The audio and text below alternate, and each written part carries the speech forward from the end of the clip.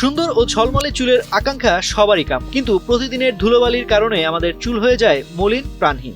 দেখা দেয় খুশকির সমস্যা, যা চুল ঝরে পড়ার অন্যতম প্রধান কারণ।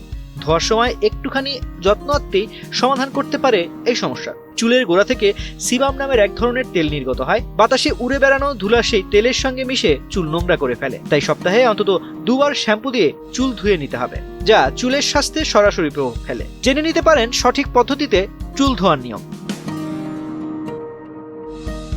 প্রথমেই চুলের উপযোগী শ্যাম্পু আর কন্ডিশনার বাছাই করতে হবে। তারপর শ্যাম্পু করার আগে মোটা দাঁতের চিরুনিতে চুল আঁচড়ে জট ছাড়িয়ে নিতে হবে। এরপর পুরো চুল ভালোভাবে পানি দিয়ে ভিজিয়ে নিতে হবে। শীতের সময় হলে উষ্ণ পানিতে চুল ধুতে পারেন। খেয়াল রাখতে হবে যেন পানি খুব বেশি গরম না হয়।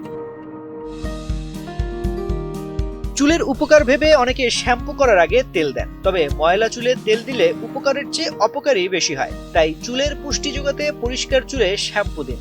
চুল ভালো মতো না ভিজিয়ে সরাসরি শ্যাম্পু দেওয়া ঠিক নয়। চুল যেমন ভিজিয়ে নিতে হবে, তেমনি শ্যাম্পুতেও পানি মিশিয়ে নিতে হবে। ময়লা পরিষ্কারের জন্য মাথার ত্বকে জোরে জোরে ঘষা ঠিক নয়। কন্ডিশনার গোড়ায় নয়, মাঝ থেকে আগা পর্যন্ত ব্যবহার করুন। গোড়ায় লাগালে নরম হয়ে চুল পড়ে যাবে। চুল ধোয়া শেষে তোয়ালে দিয়ে আলতো করে মোছা উচিত। ভেজা চুল আঁচড়ালেও চুলের ক্ষতি হয়। শুধু চুল ধোয়ার পদ্ধতি জানা থাকলেই হবে না, কোন চুলে কেমন শ্যাম্পু ব্যবহার করবেন সেটাও জেনে নিতে হবে ভালোভাবে। যাদের মাথার ত্বক তৈলাক্ত, তাদের তেলহীন এবং কন্ডিশনারের মাত্রা কম এমন শ্যাম্পু বেছে নিতে হবে। বাজারে বিভিন্ন ধরনের ভেষজ শ্যাম্পু পাওয়া যায়, যা মাথার তৈলাক্ত ত্বক উপযোগী। এ ধরনের শ্যাম্পুতে যদি লেবু বা আমলকির মতো উপাদান থাকে, যা মাথার তৈলাক্ত ত্বক উপযোগী। মাথার ত্বক শুষ্ক হলে শ্যাম্পু কেনার সময় তাদের শ্যাম্পু কন্ডিশনারের পরিমাণটা সমান আছে কিনা দেখে নেওয়া উচিত। তো আজ এ পর্যন্তই।